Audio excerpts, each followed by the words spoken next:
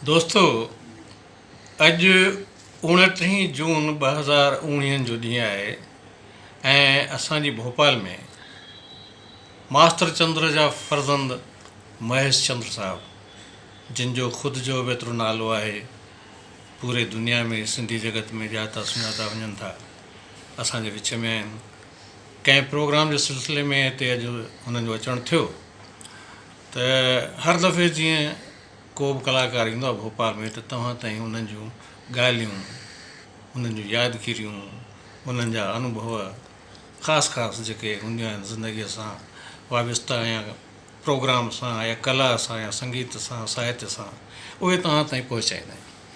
त अॼु महेश चंद्र साहिबु हिते आहिनि। महेश चंद्र तव्हांखे ख़बर ई आहे, मास्टर चंद्र बि गायक हुआ, संगीतकार हुआ, शाइर हुआ, अदाकार हुआ। त हिननि में बि गायकीअ जो उहो गुण बचपन खां वठी रहियो। मास्टर चंद्र जा सुपुत्र आहिनि। शुरूअ खां वठी उन्हनि पंहिंजे पिता साहिब खे ॾिठो, उन्हनि खे ॻाईंदे, उन्हनि खे संगीत पेश कंदे, पब्लिक जे विच में वेंदे, त उहो उन्हनि ते ॾाढो वॾो असरु आहे। ऐं जिन ॿुधो आहे महेश चंद्र खे, उनखे ख़बर आहे त मास्टर चंद्र जूं सिकूं लाहिण में काफ़ी हद ताईं महेश चंद्र कामयाबु विया आहिनि ऐं सालनि खां वठी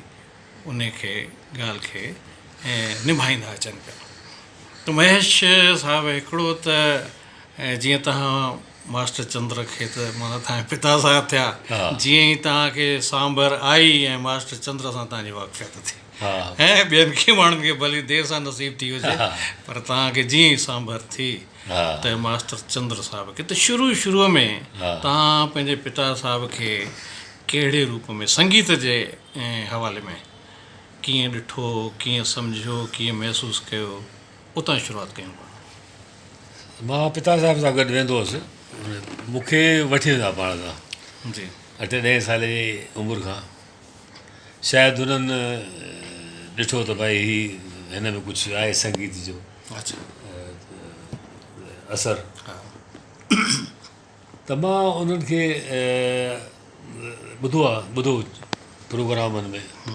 ऐं प्रोग्राम बि सॼे हिंदुस्तान में जिते बि सिंधी रहंदा आहिनि। न, पहिरीं त सिंध खां खणूं पाण ॻाल्हि खे। सिंध में मूंखे कुझु ख़बर कोन्हे। अच्छा, ईअं सिंध में मूंखे जी हिते जीअं आयासीं त पिता साहिब जिते प्रोग्राम थींदा अक्सर थींदा रहंदा हुआ हुन वक़्तु।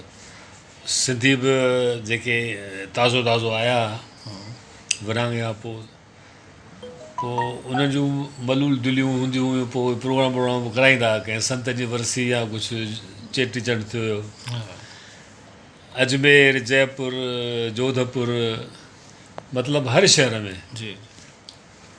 पिता साहिब घुराईंदा। पोइ मां उन्हनि सां वेंदो हुउसि, पुठियां ॻाराईंदो हुउसि।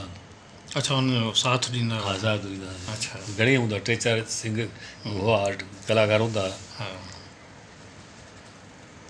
त मूं ॾिठो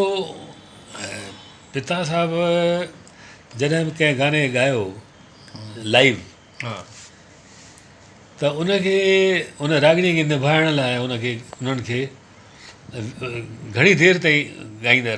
रहंदा हुआ। को बि कलाम हिननि ॻायो त उनखे रसाइण, उन राॻड़ीअ खे सम्झो कोहियारी आहे, हुसैनी आहे या राणो आहे, सोरठ आहे, उन राॻड़ी खे रसाइण लाइ हुन में ॾोहिड़ा ईंदा हुआ ऐं हुन में हुननि जी इनवॉल्वमेंट थी वेंदी सुरनि सां। सरगम जी बि अल्टा पल्टी? न, उन सरगम त उहो अलॻि क्लासिकल, हिन में न, ही फोक पब्लिक में न, ही फोक जेके सोरठ या जेके फोक उन में सरगम त आहिनि ई कोन,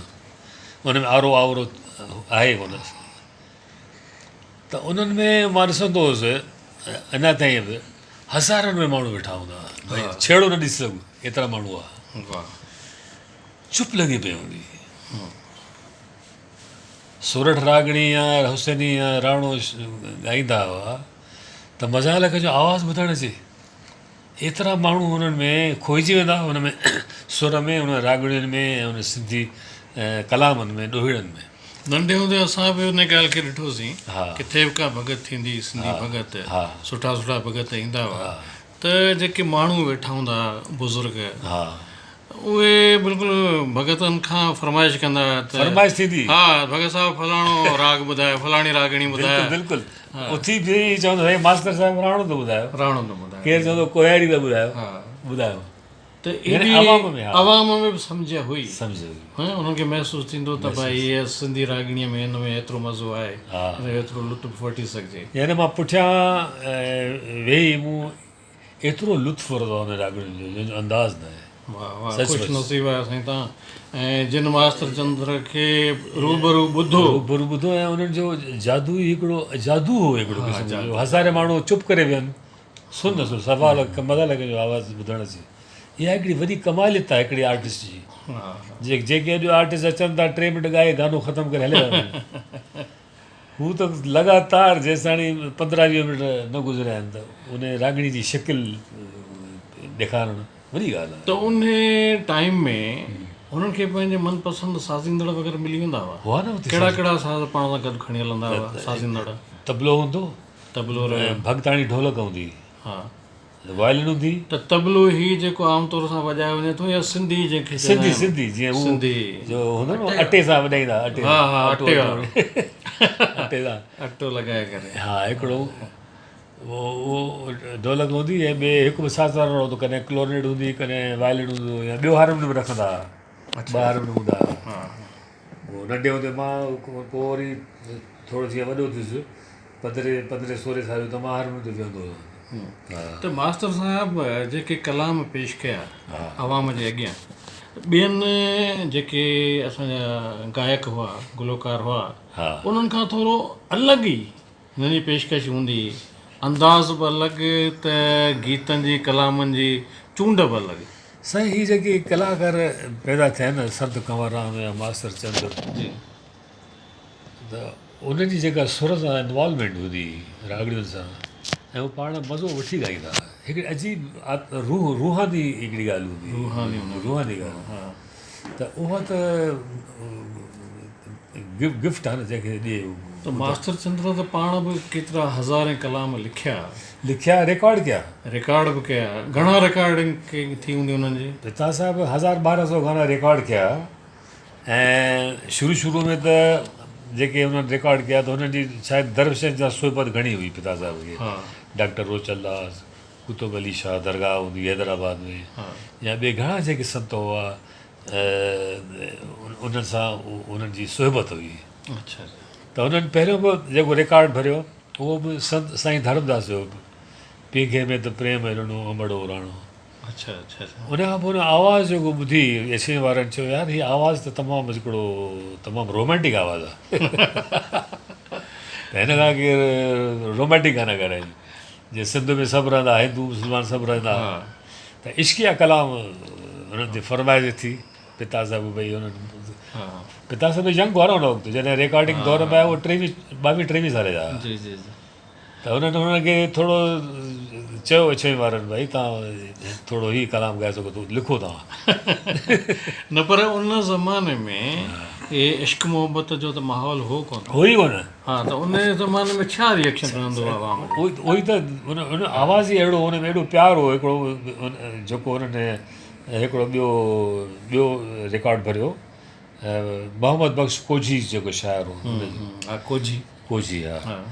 तभी मां ख़्याल सां ॾिसिजो अथम का दिलि जी बीमारी हा उन में ग़ज़लात जो असरु हो जी जी उन मां हुननि सम्झो त यार हीअ त हिननि खां इश्किया गाना ॻाइनि पिता साहिबु लिखियो पहिरियों कलाम जेको तमामु हलियो सिध जे घर घर में पहुतो 1933 में सुहिणा अर्ज़ु आहे हिकु ॾियारे मूं ॾिठो माशूक खे ख़ुशख़्वाब में अच्छा मूं चयो आज़ी करे आहियां वरी आज़ार में अच्छा वॾो शहर पोइ चयईं केरु आई घर तुंहिंजो आहे किथे घर अवां जे दिलि अंदरि आहियां अवां जे ई बिले ना मोहबत मूर मिलंदी पोइ चयईं खार मां जान ॾींदुसि दर अवां जे मूं चयो प्यार ॾाढो त उन माहौल में जॾहिं आम तौर सां माण्हू इन प्रकार जा गीत गज़ल कलाम न ॿुधंदा या पसंदि न कंदा पसंदि न कंदा हा त पोइ उते को विरोध बि थींदो हूंदो इहो हा बिल्कुलु इहो दौरु हितां शुरू थियो ऐं केतिरा जेके हूंदा जेके दरवेशी तबियत जा या ॿिए संत हा हालांकि उन्हनि कुझु चयो कोन खोले छाकाणि हू जंहिं आवाज़ में हू ॻाईंदा हुआ उनजो अगरि रूह हूंदो त उन में बि उन्हनि खे हिकिड़ो मज़ो अजीब लॻंदो उन में पाण बि शामिलु थी वेंदा। हुन में हिन गाने खे इज़त बख़्शी अच्छा जेको बि ॻाईंदा हुआ माण्हू हुनजो आवाज़ ॿुधंदा हुआ हिकिड़ी ॻाल्हि त ॿुध मूं हेॾे करे पोइ भले अखर कहिड़ा बि हुजनि पर हुन में जेको रूह हो तर्ज़ हुई आवाज़ हो हुन सां संत बि मुतासिर थींदा हुआ हा मूं ॾिठो केतिरनि संतनि खे हिते ॿियनि पासे त उहे ॾाढो ख़ुशि थींदा हुआ। त तव्हांजे घर में संगीत जो माहौल ऐं मास्टर चंद्र साहिब खां पोइ बि क़ाइमु रहियो या घर जे ॿियनि भातियुनि ते उनजो कहिड़ो असरु रहियो? न जीअं आयासीं हिते हा जीअं तव्हां त अची वियो हिन में ऐं ॻाइण जे लाइन में त घर जे ॿियनि भातियुनि ते बि हिनजो को असरु रहियो? असरु थियो पर उनखे फुल फ्लेज मूं ई कयो मूं में पता छा त ॿियो राग खां सवाइ मूंखे का ॻाल्हि पसंदि बि कोन हुई त मां ई हिन में हली वियुसि। त तव्हां संगीत जी ट्रेनिंग वरिती? ट्रेनिंग वरितमि न नंढे पिता साहिब खां या ॿिए कंहिं? पहिरियों पिता साहिब खां। अच्छा शायदि पिता साहिब खां मूंखे के राॻिणियूं क्लासिकल जूं यादि कराए मूंखे प्रोग्राम में ॻाल्हाईंदा ऐं उहे राॻिणियूं हिननि कॾहिं सेखारियूं उहो मूंखे यादि ई कोन्हे कॾहिं बि सेखारियूं माना एतिरो मां नंढो हुउमि। उनजो ताल तीन ताल झप ताल एक ताल सभु क्लासिकल ताल वाल सभु उन्हनि सेखारिया। उनखां पोइ छा आहे घर में माहौल हो त उते ॿिए बि कलाकार ईंदा हुआ बड़े ग़ुलाम अली असां वटि अची विया ज़ाकिर हुसैन असां वटि अची विया उन वक़्तु 19 यानी लेट 50s में। अच्छा असां वटि थींदी हर सैटरडे ते महफ़िल चौकी थींदी तव्हांजे घर में ई थींदी पोइ सभु ग़ैर सिंधी जेके बि कलाकार हुआ उन ज़माने जा मशहूरु सभु असां वटि अची विया ऐं सभिनी खे मूंखे ॿुधण जो मौक़ो मिलियो। जीअं शुरूअ खां ई वठी मास्टर साहिब तव्हां में सुती विधी संगीत जी जीअं तव्हां ॿुधायो था तंहिं हूंदे बि हिकु ॿिन्हिनि तव्हां इहा ॻाल्हि चई आहे त पहिरीं मां सिंधी संगीत ॻाईंदो ई न हुउसि सिंधी कलाम ॻाईंदो ई कोन हुउसि त ईअं छो भला? इन करे जो हुन माहौल में हिते रहियासीं न शिवाजी पार्क बॉम्बे में त उते ईंदा ई ग़ैर सिंधी कलाकार हुआ। अच्छा अच्छा त मुंहिंजो पंडित लक्ष्मण प्रसाद वॾो गवई हो उते पिता साहिब हिनखे चयो भई हिनखे सेखार ॿार खे। उन खां पोइ हिकिड़ो मदन प्रकाश अमृतसर मां आयो हुनजो गज़ल ॾाढो सुठो ॻाईंदो हुओ उहो मुंहिंजो उस्ताद थियो ॾाढो सुठो कंपोज़र हुओ गज़ल ॻाईंदो हुओ गज़ल जी मुंहिंजी शौक़ु वधी हुन में 12-13 साले खां मां गज़ल ॻाईंदो हुउसि। गज़ल ॻाईंदो हुयो मां हिकु दफ़े लता मंगेशकर वटि जेको भाउ हो उन सां मुंहिंजी दोस्ती थी वई हृदयनाथ त उते जो घर में मां वेंदा हुआसीं मां हुउसि 17-18 साले जो त हिकु दफ़ो लता मंगेशकर मूंखे ॿुधो गज़ल त यकदमि HMV खे फ़ोन कयईं जोशी साहब हूंदो चई महेश जी आ रहे हैं आप ज़रा उनको सुनिए। अच्छा उहो मुंहिंजो 19 साले में मुंहिंजो पहिरियों रिकॉर्डिंग उर्दूअ में ईअं सिलसिलो शुरू थियो। त पिता साहिब तरफ़ां तक़ाज़ा त रहंदी हूंदी त तव्हां सिंधी संगीत में अचो या सिंधी संगीत मैदान में पहिरियों त कुझु निभायो? हा पहिरियों त हुननि जी हुई भई तव्हां सिंधी में बि ॻाए त मुंहिंजी सिंधी जेके पिता साहिब जी गायकी हुई न उहा हिन मुंहिंजे गले में हुई कोन। इहा सची ॻाल्हि ज़हन में हुई पर गले में न हुई गले में हुई कोन मां ॻाए कोन सघंदो हुउसि। कीअं शुरूआत उहो अॻु में तव्हां सां मां हिन ॻाल्हि जो ज़िक्र कयो आहे सिंगापुर तव्हांजो प्रोग्राम त उन्हनि शर्त रखियो त भई तव्हांखे मास्टर चंद्र जा ई कलाम ॻाइणा आहिनि तॾहिं तयारी करे मूंखे वञिणो हुओ सिंगापुर त उनजो असरु हिकदमि कीअं रहियो हुते? त उहो ईअं थियो त मां चयो हो हुननि खे त ॻाइण जो शुरू कयुमि त अॼु ख़ुदि बि यादि अचनि गाना छाकाणि मां नंढे हूंदे पिता सां वेंदो हुउसि त अॼु तूं ॻायां त सभु गाना यादि मां ई वाड़ो थीसि। मास्टर साहिब खे तव्हां जेतिरो ॻायो आहे इन जे अलावा ॿियो कंहिं सभिनी वधीक ॻायो? साईं मां ॿुधायां मास्टर चंद्र जो गानो ॿुधणु सवलो आहे पर ॻाइणु ॾुखियो आहे। सिंध में ॻाइणु उहो जंहिंजी मथां आशीर्वाद हुजे न छाकाणि उहो हिकिड़ी उहो